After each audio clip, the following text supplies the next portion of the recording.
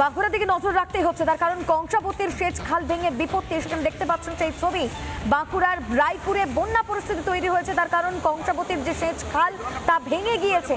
হু হু করে জল ঢুকছে, একাধিক গ্রামে প্লাবিত হচ্ছে গ্রাম, জলের তলায় চলে গিয়েছে জমি, রাস্তা ক্ষতিগ্রস্ত হয়েছে প্রায় 39টি কাঁচা বাড়ি। সমস্যায় পড়েছেন এলাকার শতাধিক পরিবার। এই মুহূর্তে সেই ছবি দেখতে পাচ্ছেন, হু হু করে জল ঢুকছে গ্রামে, কাঁচা বাড়ি যেগুলি ছিল তার মধ্যে প্রায় 39টি বাড়ি ক্ষতিগ্রস্ত হয়েছে বলে জানা যাচ্ছে এবং সমস্যায় পড়েছে শতাধিক পরিবার। এলাকায় হু হু করে জল ঢুকছে, বাড়িতে জল ঢুকছে, চাষের জমি জলের তলায় চলে যাচ্ছে, রাস্তা জলের তলায় চলে গিয়েছে এবং এই পরিস্থিতিতে অসহায় অবস্থার মধ্যে রয়েছেন সেখানকার মানুষজন। সমস্যায় পড়েছে প্রায় শতাধিক পরিবার।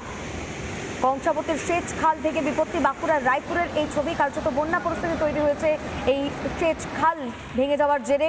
হু হু করে জল ঢুকছে গ্রামে, একাধিক গ্রাম প্লাবিত, জলের তলায় চলে গিয়েছে, চাষের জমি থেকে শুরু করে রাস্তা ক্ষতিগ্রস্ত হয়েছে, কাঁচা বাড়ি প্রায় 39টি কাঁচা বাড়ি ক্ষতিগ্রস্ত হয়েছে বলে এখনো পর্যন্ত জানা যাচ্ছে।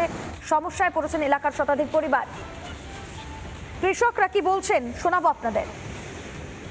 কংসাবতী কেনেল ভেঙেছে গতকাল 2টায়, আমরা 3টায় খবর পাই, চারিধার জলে জলাক্কার, পাহাড়ি 30টা, ঘরের ভিতরে জল প্রত্যেকের। এখনো কোনো খাবার দাবার কোনো কিছু আসেনি। প্রশাসনের ছবি তুলে যায় আর চলে যায়, কোনো তাদের হেলদেন নেই। বহু জমি আজ জলের তলায়।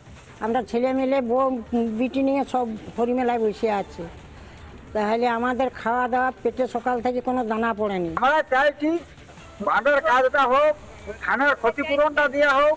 রাস্তায় কত লোক দাঁড়ায় আছে, এবার ধান ধুনা সব ডুবে আছে।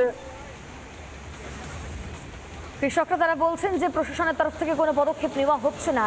এলাকার শতাধিক পরিবার এই মুহূর্তে সমস্যায় রয়েছে। কংসাবতীর সেচ খাল ভেঙে বিপত্তি এবং একের পর এক গ্রাম জলের তলায় চলে যাচ্ছে। বন্যা পরিস্থিতি তৈরি হয়েছে বাঁকুড়ার রায়পুরে, হু হু করে জল ঢুকছে গ্রামে এবং প্লাবিত হয়েছে গ্রাম, ক্ষতিগ্রস্ত প্রায় 39টি কাঁচা বাড়ি। সমস্যায় পড়েছেন এলাকার শতাধিক পরিবার।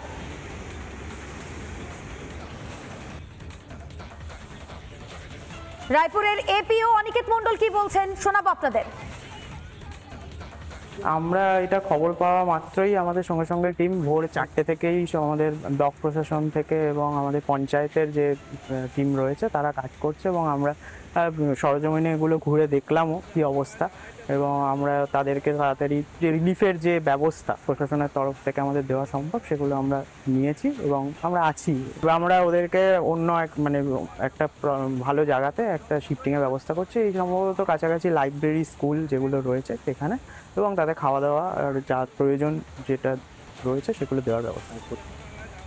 খাওয়া দাওয়ার ব্যবস্থা করা হচ্ছে, থাকার ব্যবস্থা করা হচ্ছে, যারা মানুষজন রয়েছেন সমস্যায় রয়েছেন তাদের জন্য কিন্তু ব্যবস্থা করা হচ্ছে, এমনটাই বললেন এপিও।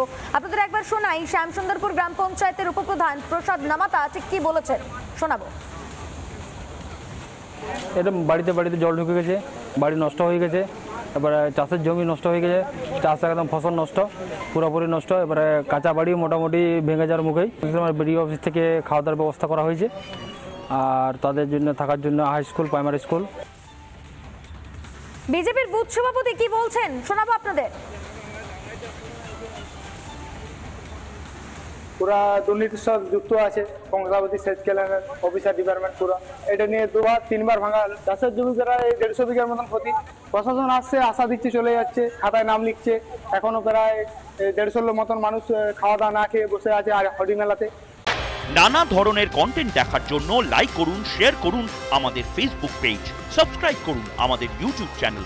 পাশাপাশি অন্যান্য ব্রেকিং নিউজের জন্য অবশ্যই চোখ রাখুন রিপাবলিক বাংলায়।